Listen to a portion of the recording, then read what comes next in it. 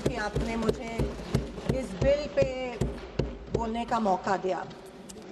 अध्यक्ष महोदय, मैं सरकार से पूछना चाहती हूँ, क्या ये सरकार अब योजनाओं के नाम बदलते बदलते देश का इतिहास भी बदलने लगी है? क्या अब नाम बदलना ही सुशासन है? क्या देश की गरीबी, बेरोजगारी, महंगाई से ज्यादा जरूरी हो गया है कि महापुरुषों के नाम बदले?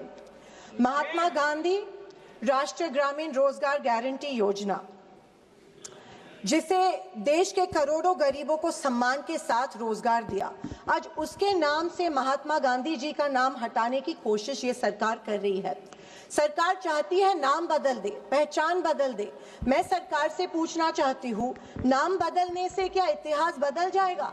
आपने इंदिरा आवास योजना से इंदिरा गांधी का नाम मिटाया, आपने राजीव गांधी ग्रामीण विद्युतीकरण योजना से राजीव गांधी का नाम मिटाया, आपने संविधान बदलने की साजिश की, आपने संविधान से जुड़े बाबा साहेब अंबेडकर का नाम भी आप एक दिन मिटाने की साजिश करेंगे।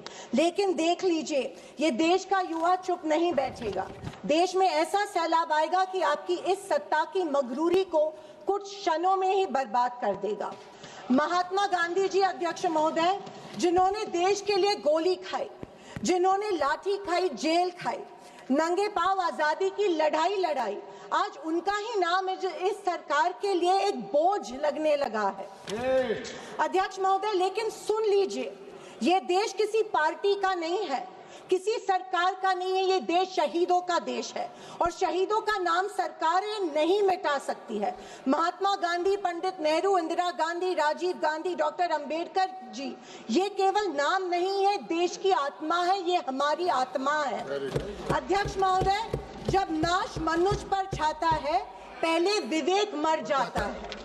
अध्यक्ष महोदय, पीएम मोदी जी ने एक बार इसी सदन में मनरेगा को बदनाम करते हुए इसे गड्ढे खोदने वाली योजना बताया गया था, जिसे आजीविका बनाए रखना और ग्रामीण गरीबी से लड़ने के लिए बनाए गए इस ऐतिहासिक अधिकार आधारित योजना और कानून के महत्व के बारे में इनकी सीमित सोच जो है वो पता चलती है।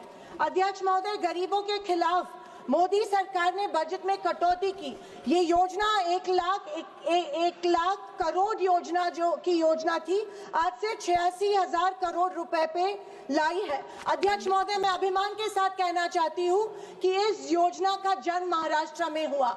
नरेगा योजना, एम्प्लॉयमेंट गारंटी स्कीम के नाम से ये जानी जाती महाराष्ट्र में। कोविड में इसी योजना ने किसानों को की रीढ़ की हड्डी बनके किसानों को आधार दिया। इस कानून ने महाराष्ट्र मॉडल को पूरे देश में लागू किया और ग्रामीण परिवारों को 100 दिनों की मजदूरी दी। लेकिन आज सर स्टेट्स को 60-40 प्रोपोर्शन में ये रेशियो दे रहे हैं। सर, इसका मतलब ये है कि जहाँ पे इनकी सरकार है, ये तय करेगी कि योजना कब लागू होगी, कितने दिन लागू होने वाली है और कितने इलाकों में लागू होने वाली है। और जहाँ पे इनकी सरकार नहीं है, ये जो 40 का हिस्सा है, वो 60 का हिस्सा है, वो सर ये वो इनको नहीं देंगी। धन्यवाद महोदय। सर, ये चाहते हैं कि बिना काम के अपना नाम करना चाहते हैं, ये बुनियाद के बिना इमारत बनाना चाहते हैं। सर, मैं अंत में इतना ही कहना चाहती हूँ सर, आई एम कंक्लूडिंग, कि मैं सोच रही थी कि गांधी जी का नाम इस योजना के साथ नहीं जुड़ रहे हैं। अच्छा हो रहा है, क्योंकि गांधी जी का नाम कमजोर योजना के साथ नहीं जुड़ा जा सकता है। गांधी जी मजबूती के प्रतीक है। और धन्यवाद सभापति महोदय।